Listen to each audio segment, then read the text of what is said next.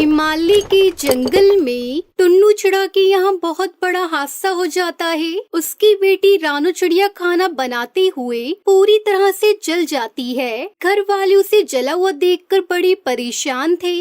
Doctor हकीम हर जगह की दवा उसकी करा चुके थे, लेकिन कोई भी उसके चेहरे और पंखों को ठीक नहीं कर पा रहा था। तभी भूरा चिड़ा के जंगल का एक पक्षी हरिया तोता टुन्नू चिड़ा के पास किसी काम से जाता है, और जब उसे उसकी बेटी रानू की परेशानी का पता चलता है तो वो टुन्नू चिड़ा से कहता है, अरे टुन्नू जी, घबराने की जरूरत नहीं है। हमारे जंगल का भूरा चिड़ा ऐसी दवाई देता है, बस 1-2 बार ही इस्तेमाल से रोगी पूरी तरह से ठीक हो जाता है। मेरी बात मानो, अपनी बिटिया रानू को वहीं दिखा कर आ जाओ।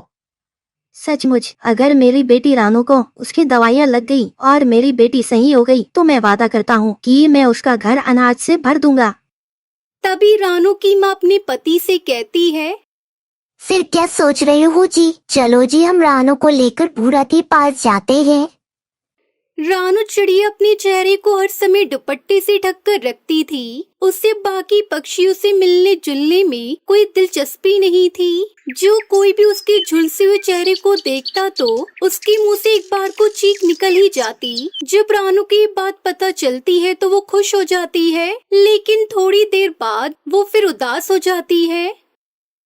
माँ, मैं थक गई हूँ। कभी इस डॉक्टर के पास जाओ, कभी उस वैद्य के पास जाओ, लेकिन होता कुछ भी नहीं है। मुझे मेरे हाल पर छोड़ दो। मुझे नहीं जाना कहीं पर भी। बेटा, उस जंगल के पक्षी ने कहा है, उस जंगल के भूरा चिड़ा के हाथ में बहुत शिफा है। उसके हाथ की दवाइयाँ पक्षियों को जल्दी ठीक कर देती है। मैं मानती हूँ हम बहुत जगह घूमे हैं, पर अपनी माँ के कहने पर बस एक बार तू मेरे साथ चल तो सही।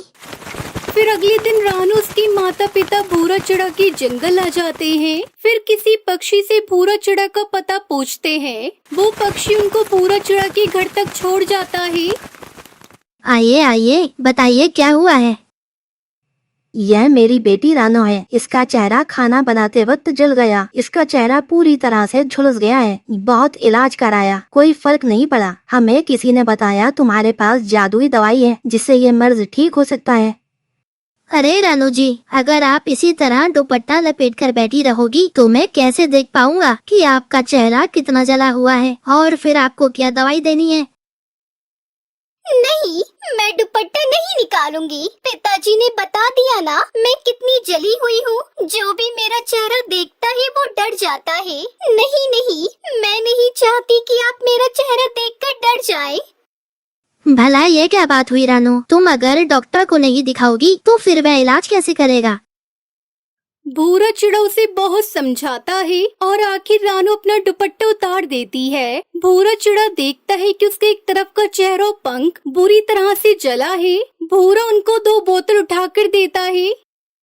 यह जादुई जामुन के पेड़ से टूटे हुए जामुन की दवाई है जो मैं रानू को दे रहा हूँ, इसको जल्दी से अच्छा कर देने के लिए। तुम्हारा बहुत बहुत धन्यवाद भूरा। भूरा चिड़ा उन्हें दवाई दे देता है और 1 हफ्ते बाद आने को कहता है।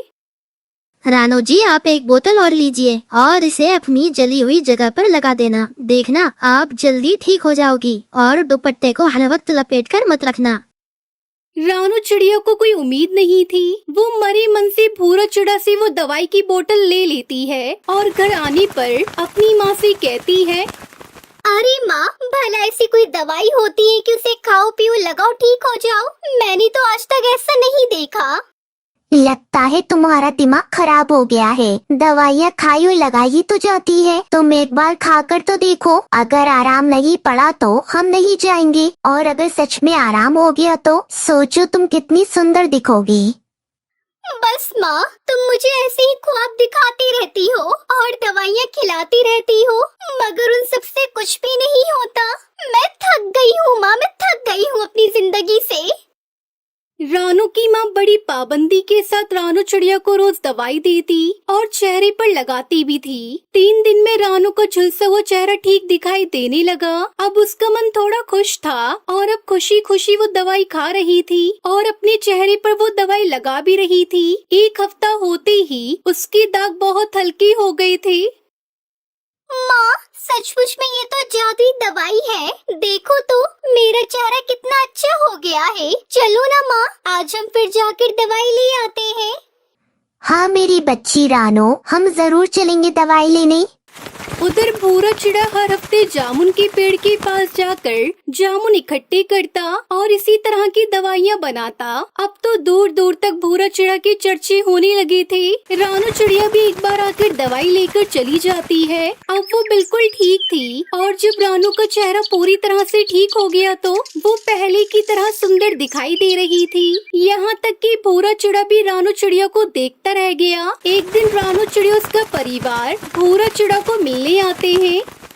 अरे रानू जी, अब तो आप बिल्कुल ठीक हो गई हैं और सच में आप बहुत सुंदर भी लग रही हैं। बेटा, मैं तुम्हारी माँ से मिलने आया हूँ। क्या तुम्हारी माँ से बात हो सकती है? तभी भूरा चिड़ा की माँ वहाँ आ जाती है और टुन्नू चिड़ा उसकी माँ से कहता है, अगर हम चिराग लेकर भी ढूंढे तो हमें भूरा जैसा दामाद नहीं मिल सकता। आप हमारी रानो बिटिया को अपने घर की बहू बना लो। ये सुनकर भूरा चिड़ा मन ही मन बहुत खुश हो जाता है और कुछ दिन बाद भूरा चिड़ा की शादी रानू चिड़िया से हो जाती है। जादुई जामुन के पेड़ की वजह से अब भूरा चिड़ा का जीवन बहुत ही खुशहाल था। तो दोस्तों, ये थी आज की कहानी। इस कहानी से हमें सीख मिलती है कि हमें कभी भी जिंदगी में हार नहीं माननी चाहिए। अगर आपको ये वीडियो पसंद आई हो तो इस वीडियो को लाइक और ऐसी ही कहानियाँ देखने के लिए हमारे चैनल को सब्सक्राइब करना न भूलें। तब तक के लिए धन्यवाद। बहुत देर से टुनटुनी चिड़िया, हरिया तोता और बंटी कबूतर कालू कौवा और गोरी कौवी को ढूंढ रहे थे। तभी एक टूटे हुए घोंसले से कालू और गोरी की आवाजें आने लगी। बचाओ, हमें कोई बचाओ, प्लीज हमारी कोई मदद करो। हम यहाँ फंसे हुए हैं, प्लीज हमें यहाँ से बाहर निकालो। एक घने जंगल में सब पक्षी खुशी खुशी एक साथ रहते थे। उन दिनों बरसात का मौसम था। बारिश बहुत तेज हो रही थी। सब पक्षी अपने घोंसले में बैठे हुए थे। वहीं कालू कौवा अपनी पत्नी गोरी कौवी से कहता है, अरे गोरी, क्यों ना आज हम दोनों बांस के पहाड़ वाले जंगल से ढेर सारे फल ले आए। मैंने सुना है कि उस जंगल में ढेर सारे स्वादिष्ट फल लगे हैं। उसे खाकर हम अपनी भूख मिटाएंगे। हाँ कालू जी, मैंने भी ये बात कल ही सुनी है। चलो चलते हैं और स्वादिष्ट फल लेकर आते हैं। वैसे भी मैं रोज रोज ये दाने खाकर बोर हो गई हूँ। अब फल खाकर ही अपना पेट भरेंगे। ये कहकर कालू कौवा और गोरी कौवी पहाड़ वाले जंगल की ओर जाने के लिए निकल जाते हैं। उन्हें उस जंगल की ओर जाते हुए टुनटुनी चिड़िया देख लेती है। वो उन्हें रोककर पूछती है, बाबा रे बाबा, कालू और गोरी, तुम दोनों कहाँ जा रही हो?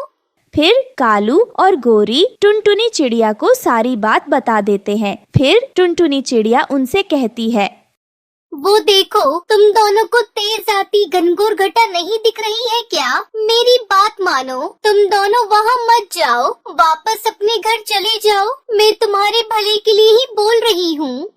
ये सुनकर उन दोनों को बहुत गुस्सा आता है। अरे ये टुनटुनी तो खुद कुछ करती नहीं है और दूसरे कुछ करते हैं तो उसे टोकने लगती है। मुझे टुनटुनी बिल्कुल भी पसंद नहीं है। आई बड़ी हमें टोकने वाली। हम तो जाएंगे फल तोड़ने जंगल में। हम थोड़ी डरते हैं इस तूफानी बारिश और मौसम से।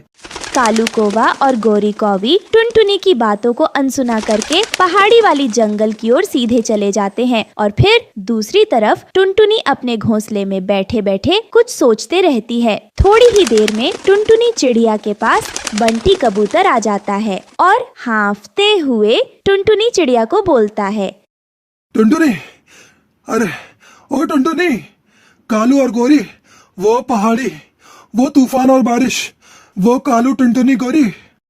अरे बंटी भैया, तुम कहना क्या चाहते हो? आराम से कहो, मुझे तुम्हारी एक भी बात समझ में नहीं आ रही। साफ साफ बताओ, तुम कहना क्या चाहते हो?